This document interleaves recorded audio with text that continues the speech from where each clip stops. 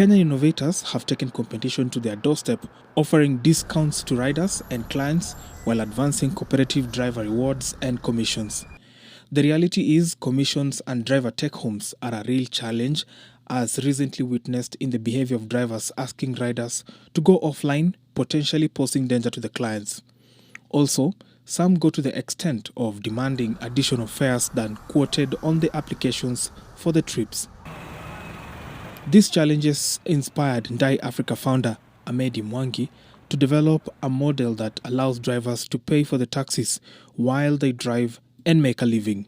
We are playing the ball of financial inclusion. What you're doing, we are an enabler to the mobility entrepreneurs, or rather the taxi drivers, who are unable to access vehicles to be able to drive them and own them. Because essentially what you do, we buy the vehicles for the online taxi drivers. So we're enabling them to own these vehicles at the very end of the contract term. And also we don't ask for upfront deposits or any processing fees.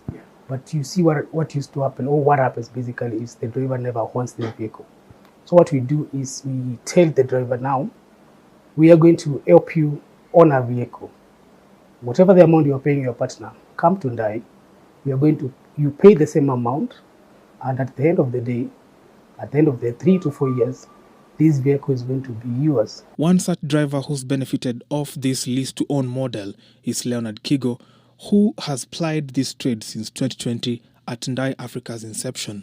Nimefanya since 2020 up to the end of 2023, so that's roughly around 3 years. Since I started, haikukuwa rahisi because I was unlucky sababu tulipatwa na COVID just at the start of the year.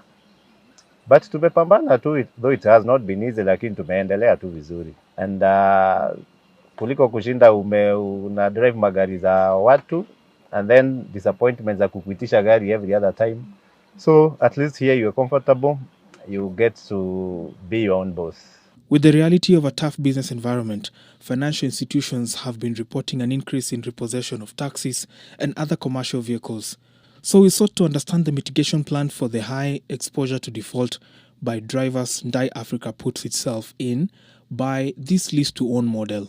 When you look at the conventional banking institution or lending institution, it's very difficult for them to access credit. So we've been able to make it very easy for them to access this credit. And at the end of the day, get an employment, and at the end of the day, get a livelihood.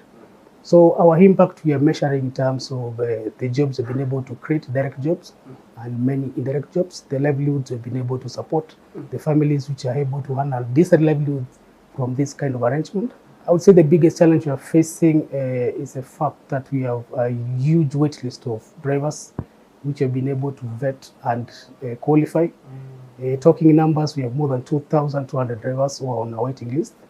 And we're looking for these funds. The ability of digital platforms to create jobs is tied directly to the size of the market and the platform is able to serve. Kenya, like many African markets, is marked by low average incomes and high inequality. Ride-hailing firms grew the market for private taxis by dramatically cutting prices. That growth has limits.